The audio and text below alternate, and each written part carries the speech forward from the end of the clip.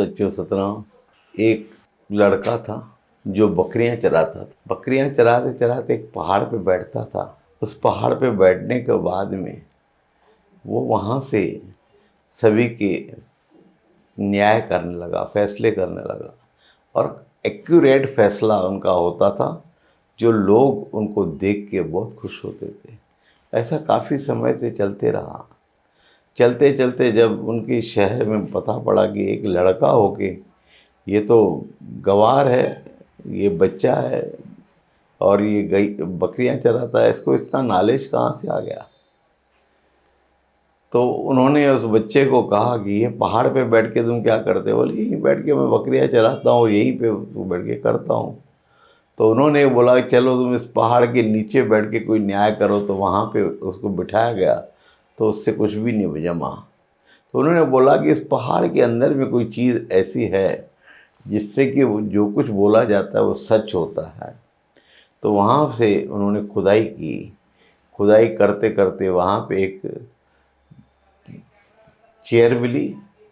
वो चेयर थी विक्रमादित्य की, जहाँ पे 32 प्रकार की पुतलियाँ लगी हुई थी। जैसे चेयर पे निकाला गया तो चेयर देख के सब हैरान हो गए। इतनी सुंदर चेयर जिस पे राजा विक्रमादित्य बैठ के न्याय करते थे, वही चेयर के ऊपर अगर से कोई बैठ जाता है तो न्याय जो होता है वो सही होता है।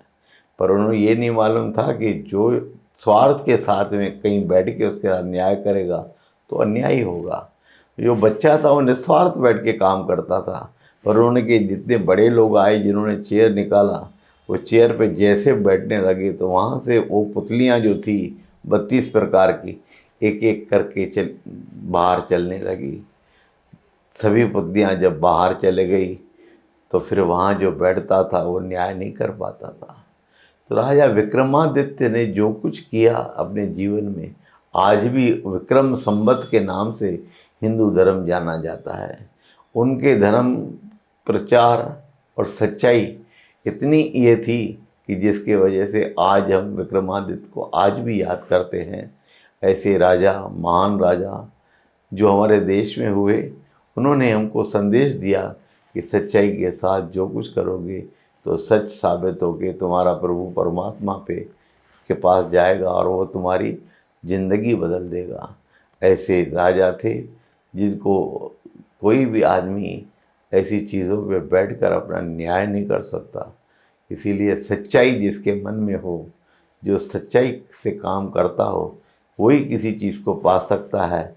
और जो भ्रम करके गलत भावनाओं से कहीं भी जाके बैठ के काम करेगा वो ज़िंदगी में कुछ नहीं पा सकता है। इसीलिए हम सच्चाई के साथ चलें, सच्चाई का साथ दें और सच्चे काम करते हुए अपने जीवन की यात्रा को बहुत आगे बढ़ाते हुए अपना जीवन सफल करें। यही उनका संदेश था। आज हम आप सभी को ये करते कि इनको आज जितना सच्चाई के साथ में इस सत्संग को सुनेंगे और उसके ऊपर चलेंगे तो आपका भाग्य उज्जवल जरूर होगा। ऐसी आपसे प्रार्थना है कि ऐसे प्रकार के सत्संग से आपका जीवन सफल हो। यही हमारी कामना है, शुभकामनाएं आपके साथ में। सच्चे